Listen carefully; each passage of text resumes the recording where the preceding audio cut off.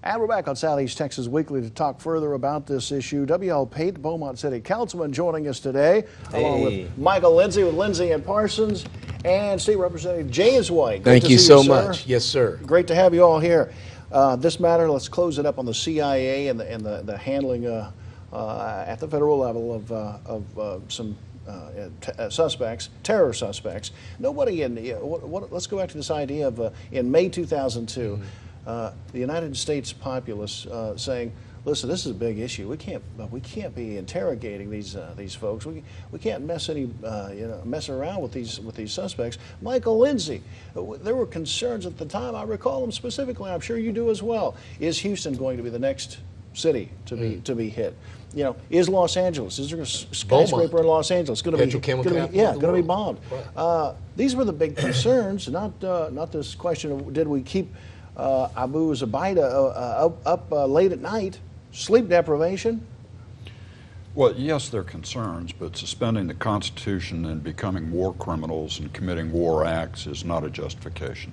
What do we do then? And that I say all this a little tongue in cheek, but what is it that we are as a country able to do in these times? Because you know the drone strikes have killed over 100 children in the last couple of years. So it does raise the point of how America handles terror suspects.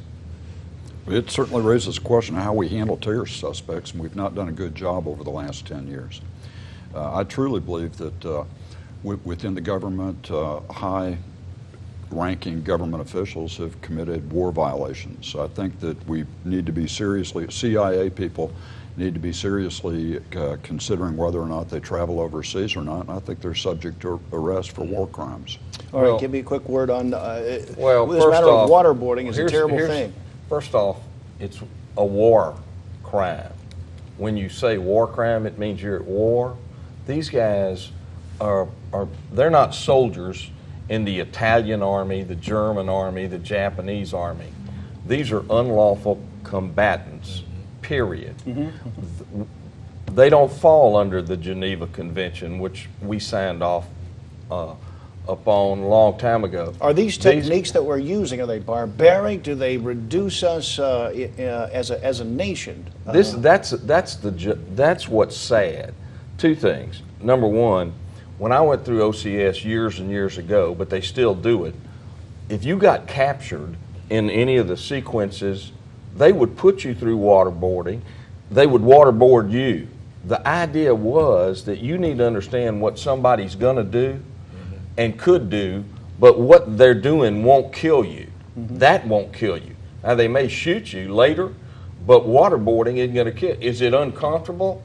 I can say without reservation, absolutely. Do you think you might drown? Yes. But once you're trained to appreciate the fact that that's what's going on, then you're not as concerned that you're going to drown as you would be in another situation. It's training people. We used to have to stand up.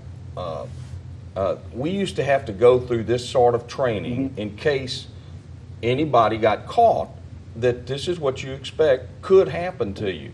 And this is not brand new news. I mean, this isn't like we invented it. But the administration has part about it. Here's the sad part. This thing came, the Senate Democrat version of this that interviewed nobody from the CIA.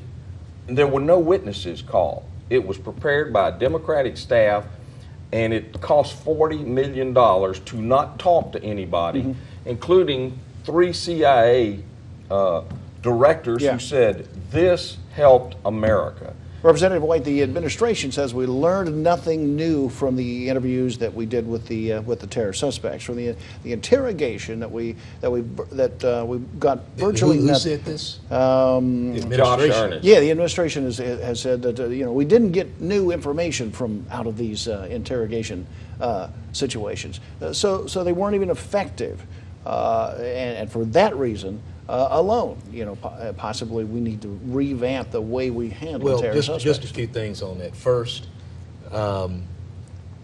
here's the issue: we haven't been hit again. Yeah. Okay, that's the measurement. We have not been hit again. what would you expect a president, a vice president, a CIA director to do after 9/11/2001? Open up a manual and start reading through the Geneva Conventions. You have your ultimate goal as the president of this United States is to secure this country. Apparently there was a momentary lapse on September 11, 2001, and they had to do what they had to do. And they attacked civilians. They didn't attack Pearl Harbor. Those are the individuals that need to be evaluated for barbarism. Well, I barbaric think acts. that one of the president's jobs is to follow the rule of law and the rule of law in the international community, and that's something this country has stood for. And the actions that we have taken are nothing but a recruiting tool for Al Qaeda in the Middle East. We don't, It's been I a tell you what, train wreck. I love my friend Michael. Right. I mean, and we love the law. Yes, we do. However, when you got people that Lawless. totally ignore it and go, we don't care about your law because the first guys that are gone, if they took over, would be one of my good friends right here because they wouldn't want anybody out there explaining to them about freedoms and things like Yeah. that because they don't have any.